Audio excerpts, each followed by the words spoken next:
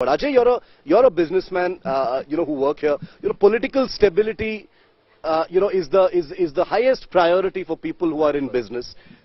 How is the last few years been for someone like you? With polarization, with issues that can affect stability being prevalent.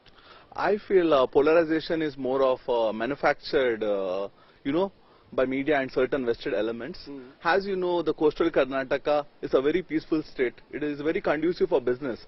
You'd see a large amount one sees that once you come here. Yeah, exactly. And it's very safe for tourists, and there's hardly any kind of a riot or such kind of a thing happening here. But I would like to add one thing, is that the people over here are very nationalist. They do not really vote much on the caste issues as much as the media would like to talk about. Yes, but they do support Hindutva. And I think there's nothing to be apologetic about supporting Hindutva. Because Hindutva is that aspect of Hinduism. It is that aspect which protects us. So it is an attempt to rediscover our roots and reinstate our values on political front. So as I think a citizen of a country, it is a duty of every Hindus to make sure that they are politically, assertive. There's nothing wrong in that. Okay. But, every election is a opportunity for new beginnings, new things. Whether it is the BJP, whether it is the Congress, the public will decide. That we will know on May 10th.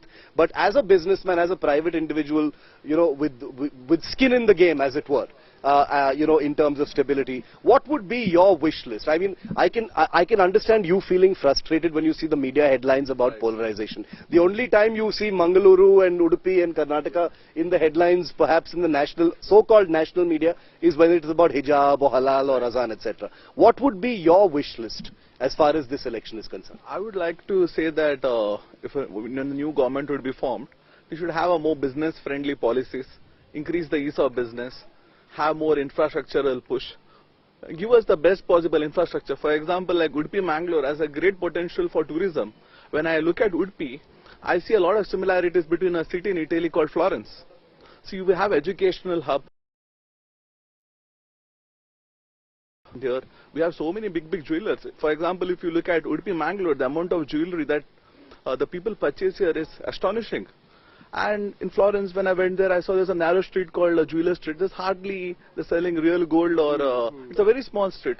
So the focus should be more on increasing the revenue of people, have the make our lives more comfortable. I don't think peace and security is a problem in Karnataka as such. Karnataka is by far a very peaceful state, and Udupi Mangalore is extremely safe, so that's not an issue.